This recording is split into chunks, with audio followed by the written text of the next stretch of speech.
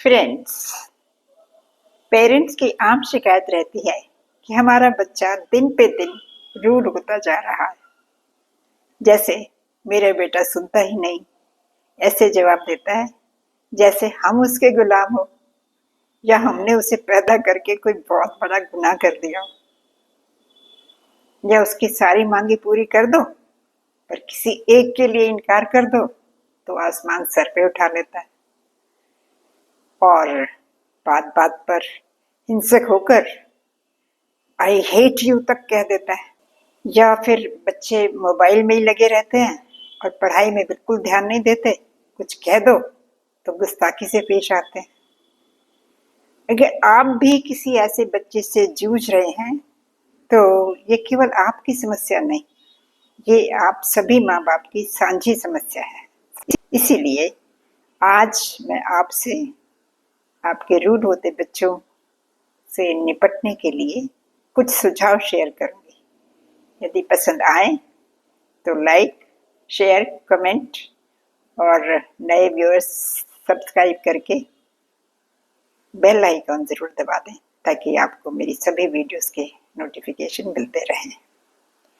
तो याद रखें कि बच्चे अपमानजनक व्यवहार आमतौर पर इसलिए करते हैं क्योंकि उन्होंने अभी तक समस्याओं को हल करना और मैच्योर और हेल्दी वे से उनसे निपटना सीखा ही नहीं। अच्छे से निराशा व्यक्त करना उन्हें आता नहीं। तो ज़्यादातर ये असभ्य व्यवहार टेम्परेरी होता है। अगर बच्चा प्री स्कूल के बाद भी या प्राइमरी के बाद भी बहुत रूड व्यवहार करे तो उसके कारणों को बेहतर ढंग से समझने के लिए किसी साइकोलॉजिस्ट या पेशेवर से ज़रूर मिले। ऐसे रूड बच्चे से निपटने के मैं कुछ इम्पोर्टेंट टिप्स दे रही हूँ, वो अपनाएं। पहला, रूड व्यवहार का असली कारण समझने की कोशिश करें। इस बात की गहराई तक जानने की कोशिश करें कि वे एक खास तरह का व्यवहार क्यों करते हैं। कहीं ऐसा तो नहीं कि वे स्कूल की किसी बात से परेशान हो या वे सिर्फ आपका ध्यान बटाने के लिए, आकर्षित करने के लिए कुछ कर रहे हो। दूसरा, बच्चों के लिए क्या बर्दाश्त किया जाए और क्या नहीं, इसके बारे में स्पष्ट सीमाएं तय करो। बचपन से ही सीमा तय करने से बच्चे को सेल्फ कंट्रोल की, डिसिप्लिन की भावना डेवलप होती है। उन्हें उचित व्यवहार सिखाकर एक रिस्पेक्टफुल एडल्ट बनने में मदद करना आप सभी का फर्ज है। और याद रहे, यदि आप छुटपन से ही बच्चे के व्यवहार को मैनेज नहीं करते तो बड़े होने पर उसे सीखने और खुद को मैनेज करने में बहुत मुश्किल होगी। ऐसा आप नहीं चाहेंगे ना। रूड और गुस्ताखीपूर्ण व्यवहार का मतलब उदाहरण दे के समझाएं और कहानियों, किस्सों के जरिए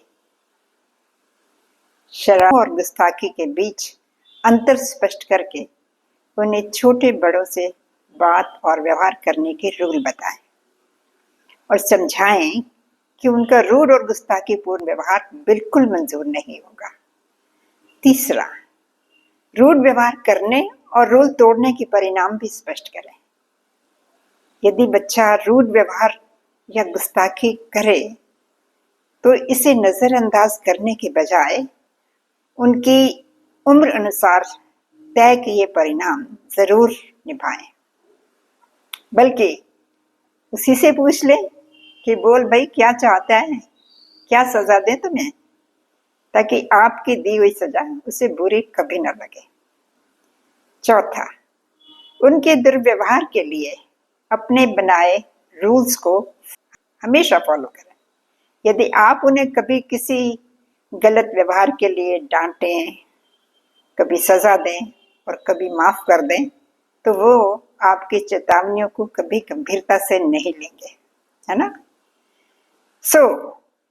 अपने नियमों को लागू करने में कंसिस्टेंट रहें।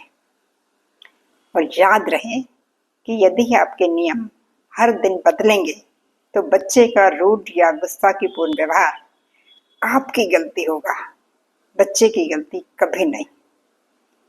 5वां, रोल मॉडल बने और बच्चे के साथ इज्जत से पेश आए। देखिए, पेरेंट्स को बच्चे अक्सर मॉडल मानते हैं। वे दूसरों के साथ वैसा ही व्यवहार करेंगे जैसा आप उनसे करेंगे। उनमें सबके प्रति रिस्पेक्टफुल व्यवहार और प्रॉब्लम सॉल्विंग स्किल डेवलप करने के लिए आप खुद बच्चे के लिए अच्छा मॉडल बने और उनसे सम्मानपूर्वक और विनम्रता से पेश आए ताकि वे सबका सम्मान करना सीख लें।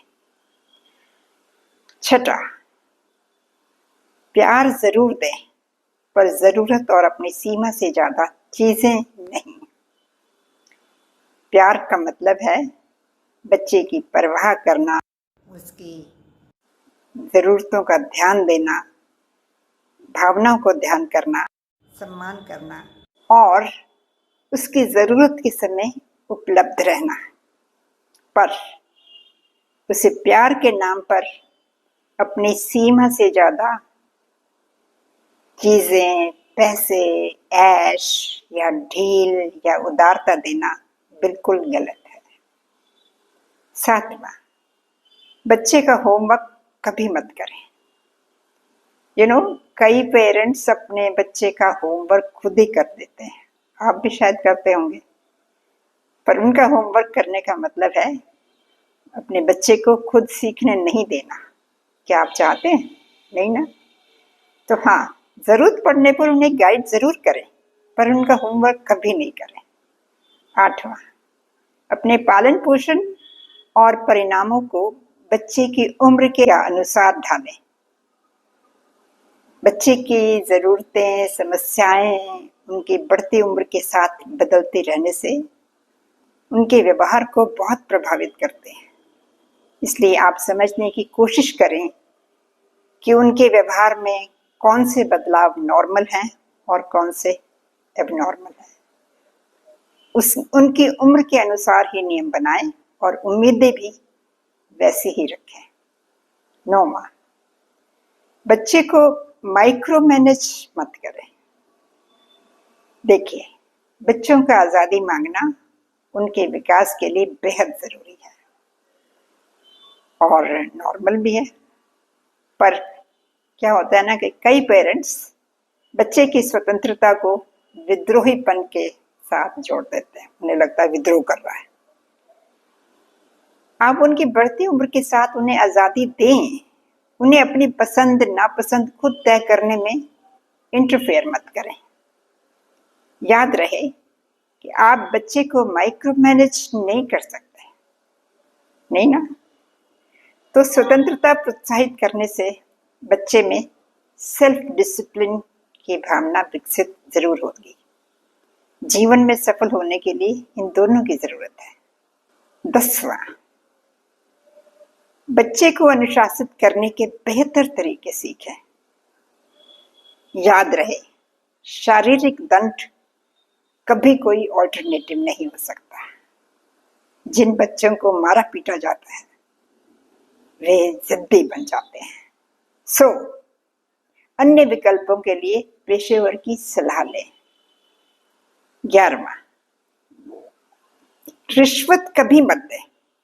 बच्चों को अच्छा काम करने पर कोई रिश्वत न दे, दूसरों के सामने उसकी प्रशंसा करें, ज्यादा अच्छा करने को प्रोत्साहित करें। 12वां, अपमान किए बिना उसका जवाब दें। आमतौर पर हम बच्चे को बहुत गलत ढंग से बोल देते हैं। उन्हें समझाएं, अगर वो बुरा करें तो समझाएं, पर अपमान कभी मत करें। 13वां, उसे अच्छा श्रोता बनना सिखाएं। दूसरों की बात बीच में काटने से बचें। अगर आप बच्चे को दूसरों का सम्मान करना और अच्छा श्रोता बनना सिखाना चाहते हैं तो खुद भी उसकी बात ध्यान से सुने ताकि वो भी सीखे कि बीच में टोकना गलत है। 14वां, शांत रहें आपको गुस्से में देखना बच्चे के लिए डरावना हो सकता है, पर आपकी घबराहट, चिंता और परेशानी के समय भी आपका शांत रहना उसे भी शांत व्यवहार करना सिखाएगा। 15वां, धमकियां देने के बजाय उनका ध्यान बटाने या डाइवर्ट करने की कोशिश करें। जैसे शोर बंद करो वरना जैसी धमकियां देना बिल्कुल नहीं करना, उल्टा उन्हें जिद्दी बनाता है। सो आज से ही धमकियां देना बंद कर दो। तो दोस्तों, उम्मीद है कि आप ये सब टिप्स अपनाकर अपने बच्चे को रूड होने से अवश्य बचा पाएंगे। धैर्य से सुनने के लिए बहुत बहुत धन्यवाद।